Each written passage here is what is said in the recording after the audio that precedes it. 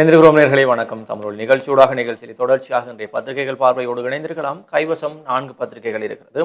முதலிலே வலம்புரி நாளிதழின் செய்திகளோடு இணைந்திருக்கலாம். வலம்புரி நாளிதழுடைய பிரதான தலைப்பு செய்தியாக சிவப்பு எச்சரிக்கை விடுவிக்கப்பட்ட 200 பேர் வெளிநாட்டில் பொதுமக்கள் பாதுகாப்பு அமைச்சர் ஆனந்த விஜயபால தெரிவிப்பு. வெளிநாட்டில் தங்கியுள்ள குற்றவாளிகளை அந்தந்த நாடுகளில் வைத்து கைது செய்ய நடவடிக்கை. 7 போதைப்பொருள் கடத்தற்காரர்கள் சரணடைய இணக்கம் தெரிவிப்பு என்ற செய்தி. தொடர்ச்சியாக அந்த பிரதான தலைப்பு செய்தியை பார்க்கையில் ஊடகங்களுக்கு நேற்று வழங்கிய செவ்வியிலேயே இதனை தெரிவித்திருக்கிறார். அவர் தொடர்ந்து தெரிவிக்கையில், இலங்கையில் சிவப்பு எச்சரிக்கை விடுவிக்கப்பட்ட 200 பேர் வெளிநாடுகளில் தங்கி வாழ்கிறார்கள். வெளிநாடுகளில் தங்கியுள்ள சிவப்பு எச்சரிக்கை விடுவிக்கப்பட்டவர்களில் 80 பேர் பாரிய குற்றச்செயல்களில் ஈடுபட்ட திட்டமிட்ட குற்றக்குழுக்களை சார்ந்தவர்கள். இந்த நிலையில் வெளிநாடுகளில் தங்கியுள்ள குற்றக்குழு உறுப்பினர்கள் பலர் அந்தந்த நாடுகளில் கைது செய்யப்பட்டுள்ளதாகவும் அமைச்சர் ஆனந்த விஜயபால தெரிவித்திருக்கிறார். சுற்றுலா சென்றுள்ள போர்வையில் அவர்கள் அங்கு தங்கியுள்ளதாகவும் குறிப்பிட்டிருக்கிறார். அவ்வாறான குற்றச்செயல்களில் ஈடுபட்டவர்களில் அதிகமாக தேடப்படுவோர் பட்டியலில் உள்ளவர்கள் தொடர்பில் விசேட கவனம் செலுத்தப்படுவதாகவும் அமைச்சர் தெரிவித்திருக்கிறார். அந்த வகையில் குறித்த சந்தேக நபர்களை நாட்டிற்கு அழைத்து வருவது தொடர்பில் சம்பந்தப்பட்ட நாடுகளுடன் தேவையான ராஜதந்திர நடவடிக்கைகள் முன்னெடுக்கப்பட்டுள்ளதாகவும் அமைச்சர் கூறினார். அத்துடன் வட இந்தியாவில் செயற்படும் பிரபல போதைப்பொருள் கடத்தல்காரரான தாவூத் இப்ராஹிம் போதைப்பொருள் கடத்தல் தொடர்பில் இந்திய ஊடகங்கள் வெளியிட்ட செய்தி தொடர்பிலும் அமைச்சரிடம் ஊடகவியலாளர்கள் வினாவினார்கள். இந்த விடயம் தொடர்பில் இதுவரை எந்தவித தகவல்களும் கிடைக்கப்பெறவில்லை என பொதுமக்கள் பாதுகாப்பு அமைச்சர் ஆனந்த விஜயபால பதில் வழங்கினார். மேலும் மத்திய கிழக்கு நாடுகளில் மறைந்து போதைப்பொருள் வர்த்தகங்களில் ஈடுபடும் 7 பேர் இலங்கை அதிகாரிகளிடம் சரணடைய ஒப்புக்கொண்டிருக்கிறார்கள். குறித்த 7 பேரும் இலங்கையை பூர்வீகமாக கொண்டவர்கள் எனவும் அமைச்சர் சுட்டிக்காட்டினார் என்று அந்த செய்தி. ஏனைய முற்பக்க செய்திகளுக்குள், யாழில் போதைப் பொருட்களுடன் நேற்று ஒரே நாளில் மாத்திரம் 17 வயது சிறுவன் உட்பட 23 பேர் கைது. யாழ்ப்பாணத்தில் போதைப் பொருட்களுடன் நேற்று ஒரே நாளில் 23 பேர் கைது செய்யப்பட்டிருக்கிறார்கள். கைது செய்யப்பட்டவர்களில் 17 வயது சிறுவன் போதை மாத்திரைகளை விற்பனை செய்த குற்றச்சாட்டில் கைது செய்யப்பட்டுள்ளதாக போலீசார் தெரிவித்திருக்கிறார்கள். யாழ் மாவட்ட போதைப் பொருள் தடுப்பு பிரிவினர் நேற்றைய தினம் மேற்கொண்ட விசேட சுற்றி வளைப்பின் போதும் யாழ் நகரை அண்டிய பகுதிகளில் 10 பேர் ஐஸ் போதைப் பொருளுடனும் 17 வயது சிறுவன் உள்ளிட்ட 9 பேர் போதை மாத்திரைகளுடனும் 4 பேர் ஹெரோயின் போதைப் பொருளுடனும் கைது செய்யப்பட்டிருக்கிறார்கள். கைது செய்யப்பட்டவர்கள் யாழ்ப்பாணம் போலீஸ் நிலையத்தில் தடுத்து வைக்கப்பட்டிருக்கிறார்கள். விசாரணைகளின் பின்னர் அவர்களை நீதிமன்றத்தில் முற்படுத்த போலீசார் நடவடிக்கைகளை எடுத்திருக்கிறார்கள் என்றும் அந்த செய்தியும். அதேபோல் ஐஸ் போதைப் பொருளுடன் கிளிநொச்சியில் பெண் கைது. ஐஸ் போதைப் பொருளுடன் கிளிநொச்சியில் பெண் ஒருவர் நேற்று கைது செய்யப்பட்டிருக்கிறார். வடமாகாண போதைப்பொருள் ஒழிப்பு பிரிவினருக்கு கிடைக்கப்பட்ட தகவலுக்கு அமைவாக கிளிநொச்சி விநாயகர் பகுதியில் 7 கிராம் 750 மில்லிகிராம் ஐஸ் போதைப் பொருளுடன் 45 வயது மதிக்கத்தக்க பெண் ஒருவர் கைது செய்யப்பட்டார் என்ற கட்டப்படப்பட்ட செய்தி.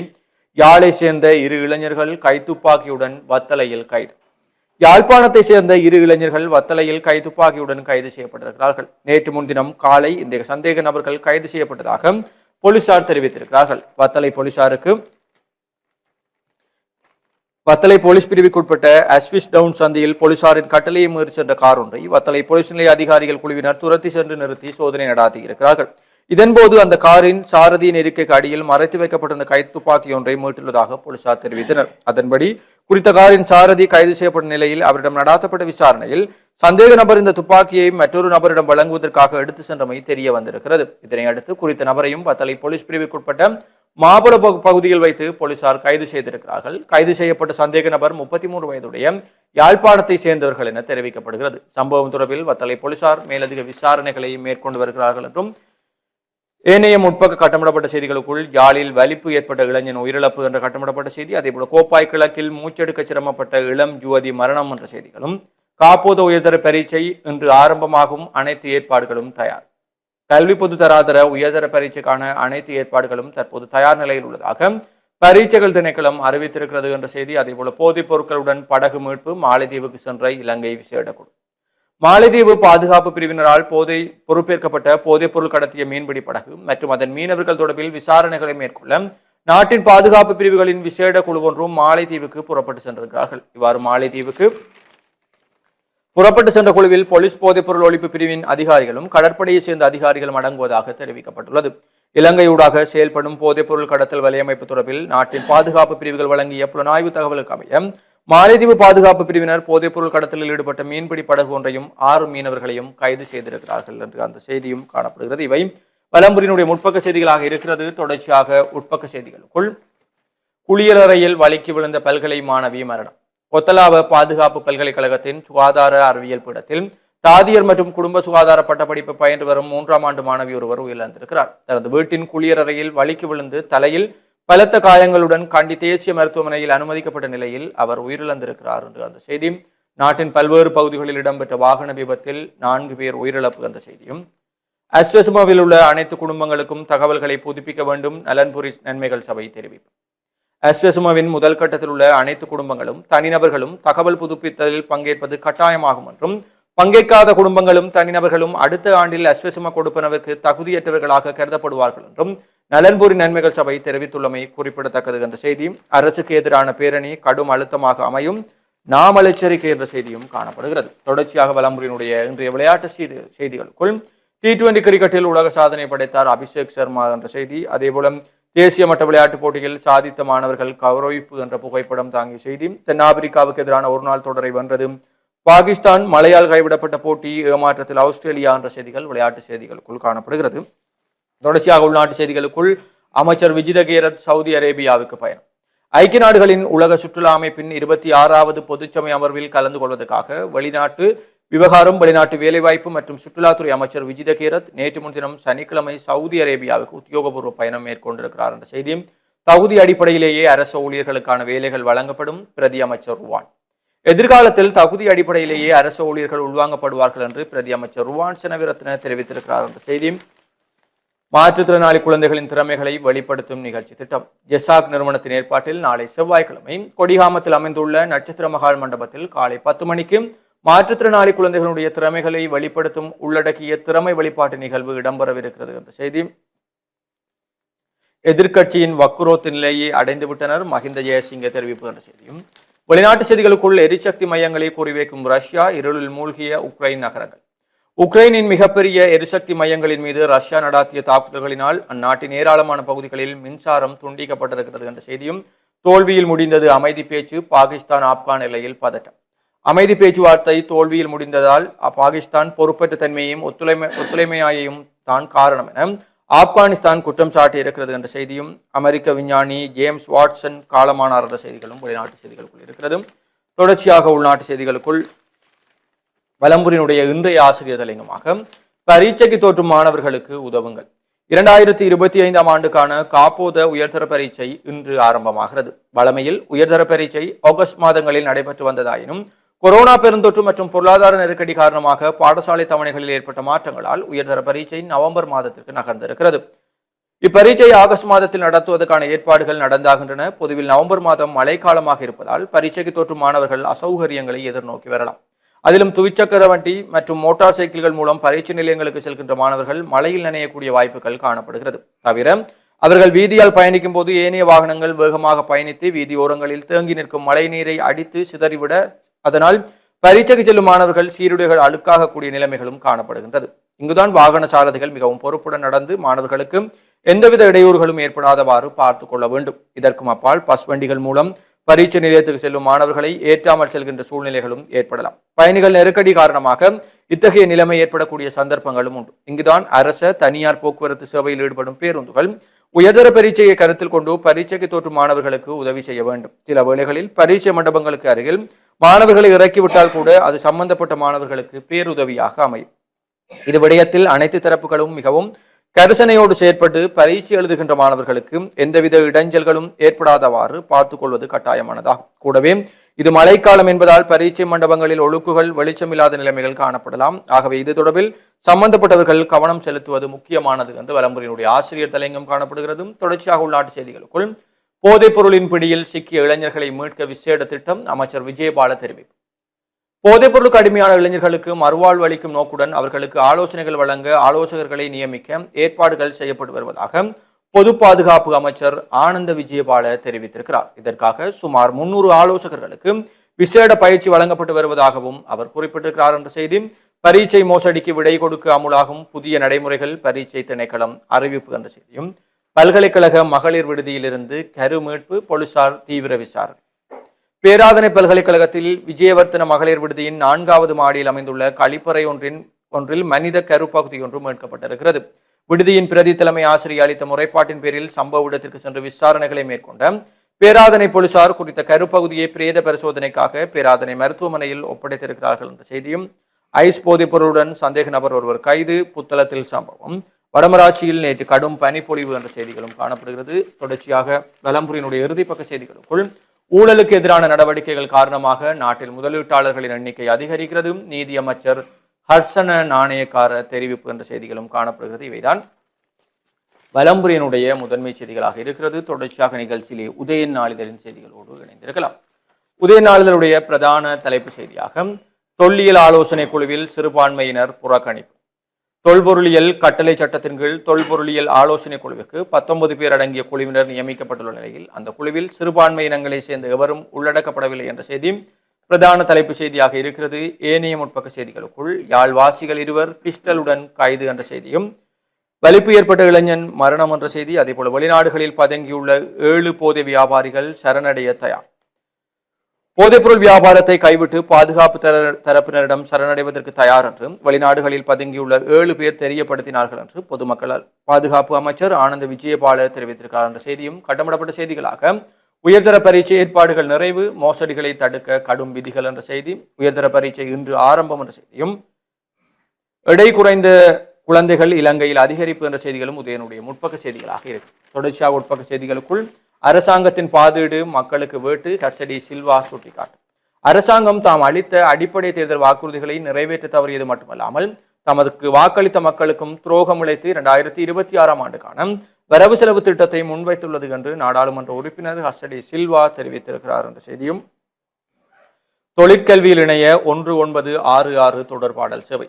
பாடசாலை கல்வியின் பின்னர் தொழிற்கல்வியில் இணைவதற்கான தகவல்களை பெறுவதற்கான அவசர தொடர்பாடல் சேவை ஒன்று அறிமுகப்படுத்தப்பட்டிருக்கிறது. அதன்படி 1966 தொழிற்கல்வி அவசர தொலைபேசி சேவை கல்வி, உயர்கல்வி மற்றும் தொழிற்கல்வி அமைச்சர் பிரதமர் கலாநிதி கருணி அமரசூரியவால் ஆரம்பிக்கப்பட்டிருக்கிறது என்று அந்த செய்தி தொடர்ந்து செல்கிறது. தொடர்ச்சியாக உதயனுடைய ஆசிரியர் தலையங்கமாக வரலாற்று சந்தர்ப்பம் என்ற தலைப்பிலேயே உதயனுடைய ஆசிரியர் தலையங்கம் காணப்படுகிறது. தமிழரசு கட்சியின் அழைப்பு ராஜதந்திர நடவடிக்கையை அரசியல் ஆய்வாளர் ஜோதிலிங்கம் தெரிவிப்பு.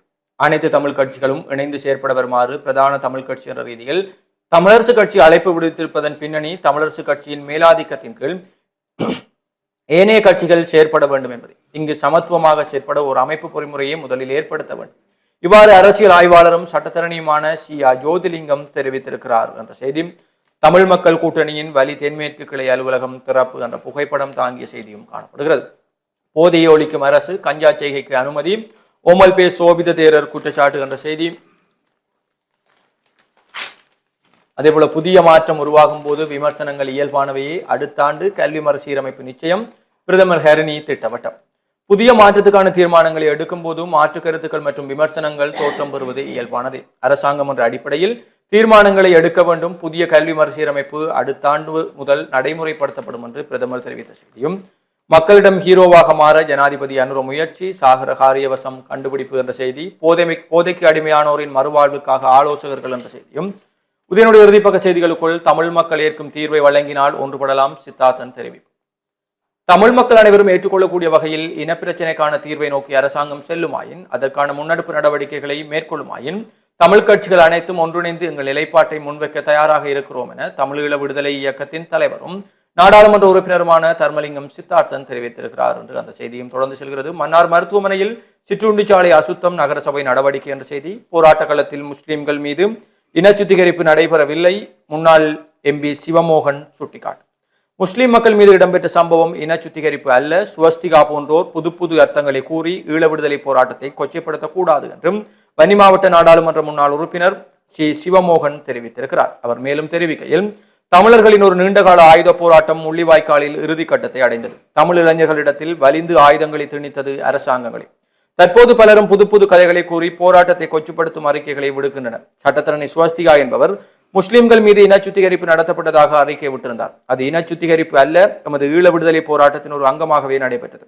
முஸ்லிம்கள், தமிழர்கள், மலையக தமிழர்கள் ஆகிய நாங்கள் அனைவரும் தமிழ் பேசுகிறோம். அந்த ரீதியில் ஒற்றுமையாக செயற்பட்டு எமது உரிமைகளை பெற்றுக்கொள்ள முயற்சிக்க வேண்டும். மாறாக மதவாதத்தை தூண்டி அதிலிருந்து அரசியலை வளர்க்க முயற்சிக்க வேண்டாம் என்று அவர் தெரிவித்திருக்கிறார். இவை உதயனுடைய முதன்மை செய்திகளாக இருக்கிறது. தொடர்ச்சியாக நிகழ்ச்சியிலே தினக்குரல் நாளிதழின் செய்திகளோடு இணைந்திருக்கலாம்.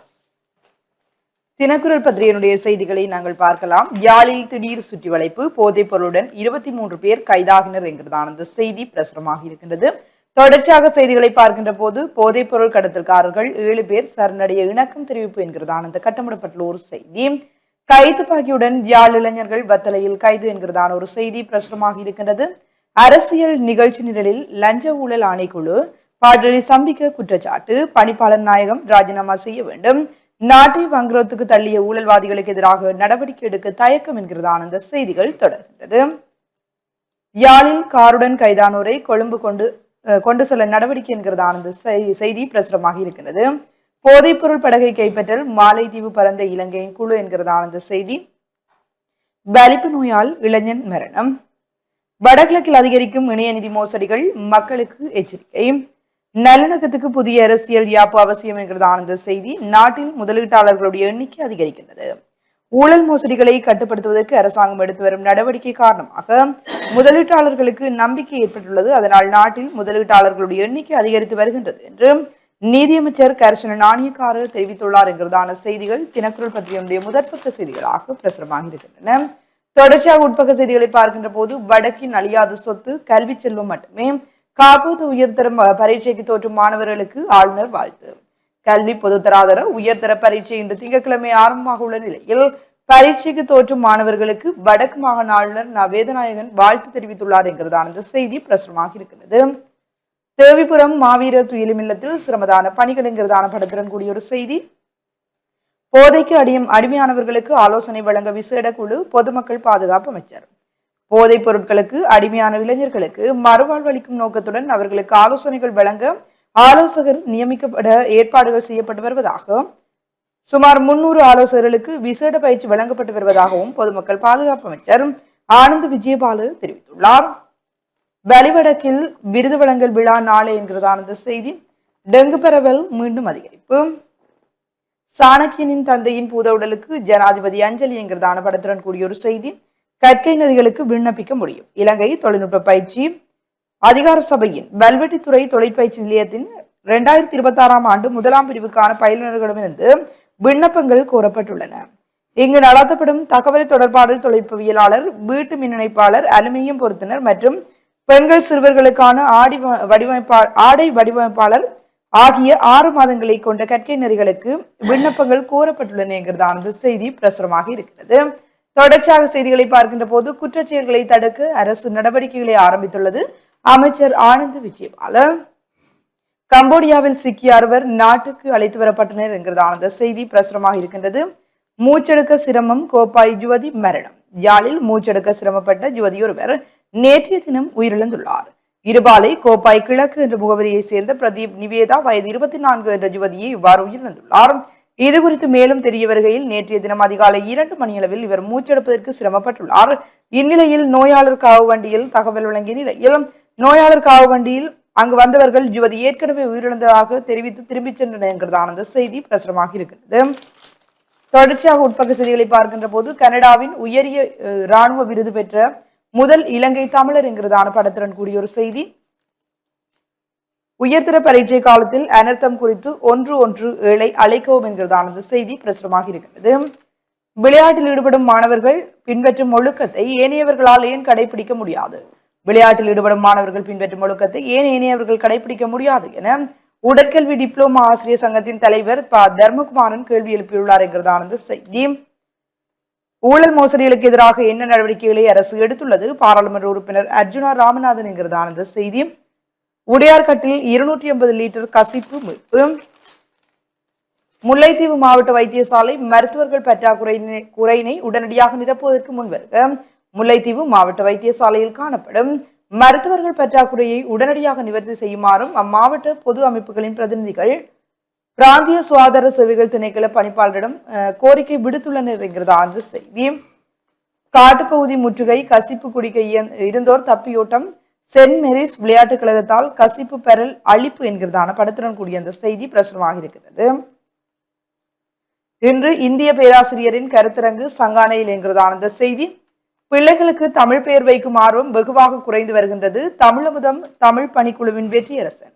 பிள்ளைகளுக்கு தூய தமிழ் பெயர்களை சூட்டுவதனை ஊக்குவிக்க தமிழர் பகுதிகளில் 46,000 தமிழ் பெயர் தொகுப்பு நூலினை அறிமுகம் செய்து மக்கள் பயன்பாட்டுக்கு கொண்டு வர திட்டமிட்டுள்ளதாக தமிழ் அமுதம் தமிழ் பணிக்குழுவின் வெற்றியரசன் தெரிவித்துள்ளார் என்கிறதான அந்த செய்தி தொடர்கின்றது. மாவீரர்களின் பெற்றோர்கள் முள்ளியவளையில் கௌரவிப்பு என்கிறதான அந்த செய்தி. கொடிகாமத்தில் திறமை வெளிப்பாட்டு நிகழ்வு நாளை என்கிறதானது செய்தி. தொடர்ச்சியாக உலக செய்திகள் பக்கத்தில் பார்க்கின்ற போது பாகிஸ்தான் ஆப்கானிஸ்தான் பேச்சுவார்த்தை தோல்வியில் முடிந்தது. அமெரிக்காவில் முடங்கிய 40 விமான நிலையங்கள் 1400 விமான சேவைகள் ரத்து என்கிறதானது செய்தி. மன அழுத்தத்தை குறைப்பதற்காக 10 நோயாளிகளை ஊசி செலுத்தி கொன்ற தாதி. ஜேர்மன் பகுதியில் வைத்தியசாலை ஒன்றில் இரவு நேர கடமையில் மன அழுத்தத்தை குறைக்க தனது பராமரிப்பில் இருந்த 10 நோயாளிகளுக்கு தூக்க மாத்திரைகளை ஊசி மூலம் செலுத்தி கொலை செய்த ஆண் தாதிக்கு ஜேர்மனி நீதிமன்றம் ஆயுள் தண்டனை வழங்க தீர்ப்பளித்துள்ளது என்கிறதானது செய்தி பிரசுரமாக இருக்கிறது.